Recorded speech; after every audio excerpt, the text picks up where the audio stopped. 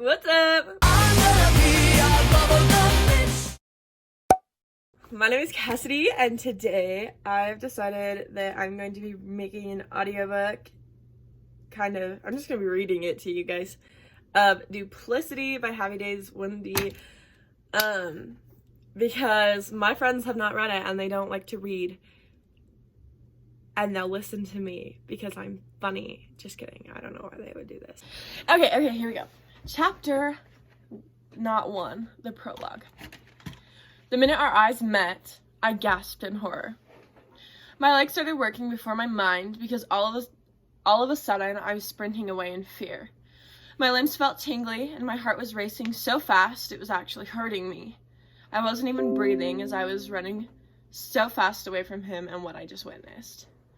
I didn't know where to go, what to do. All I knew was when I heard his sauntering footsteps somewhere in my trail, pure panic started drowning me out. The strap of my camera was burning around the back of my sweaty neck, the base of the device knocking against my stomach as I ran through this backstage venue with no direction of how to get out. I was hoping to see another person, anyone to run to for safety.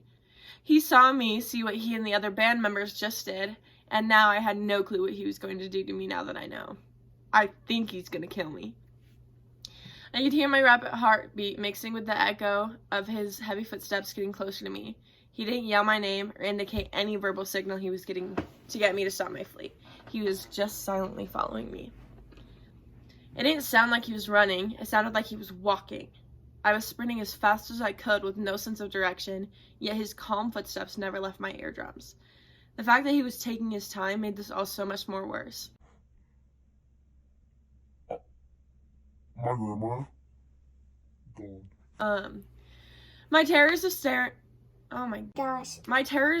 in a horror movie were coming true. And I, by the way, had a strong feeling it was at the end of my storyline. He was close. My foggy mind turns me down a long hallway, seeing a pair of black steel double doors with a red exit sign glowing from my freedom above it.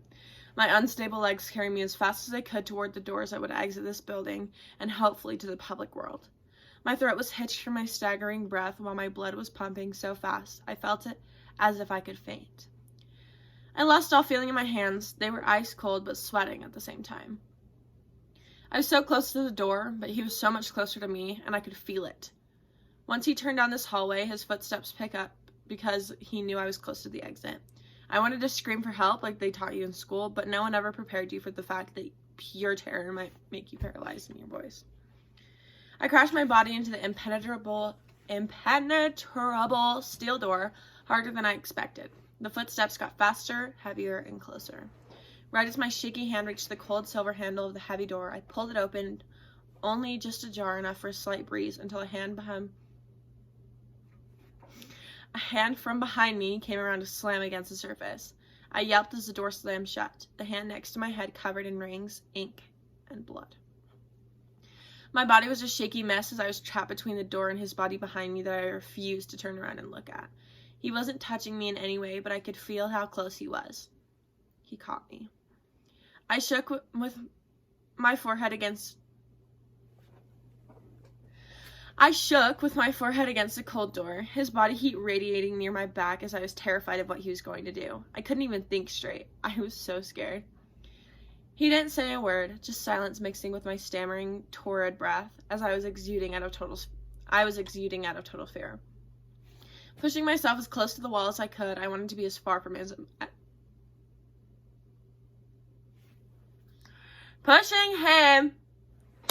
Pushing myself as close to the wall as I could, I wanted to be as far from him as possible. My forehead was pressing hard to the hard door, and my eyes were wiring shut from the terror. The thoughts that were eradicating my clouded mind were nothing but pure misery and fear. My camera was digging painfully into my stomach because I was so attached to the door, just to keep space from his chest behind me. Why wasn't he saying anything? His crimson hand was still pressed to the door next to my head. I could sense it even with my eyes shut. His body still wasn't touching mine whatsoever, but it almost made me more on edge. I knew he was in close proximity, just staring down at the back of my head, probably. I was clueless of what he was going to do. It felt like he was going to kill me.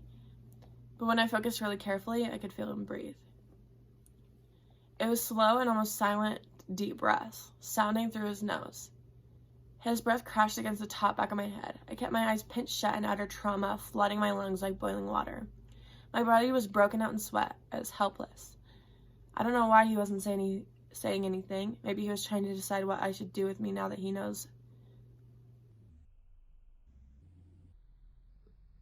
what I don't know why he wasn't saying anything. Maybe he was trying to decide what to do with me now that he knows I know what he did. It seems we have a real problem now, don't we? Alright, you guys, that was the end of chapter 0. Okay, the prologue. Tell me what you think in the comments. Follow Happy Days 1D on Twitter and anywhere. Wattpad, whatever. Her name is Julez. She's really cool. Her writing is really, really good. All credits in the book go to her. Maybe by the time that she finishes the book, I will be able to read. Probably not. I'm 18. Don't know how to read yet. Obviously. Anyway, I hope you enjoyed. I will see you guys for the next chapter. Bye.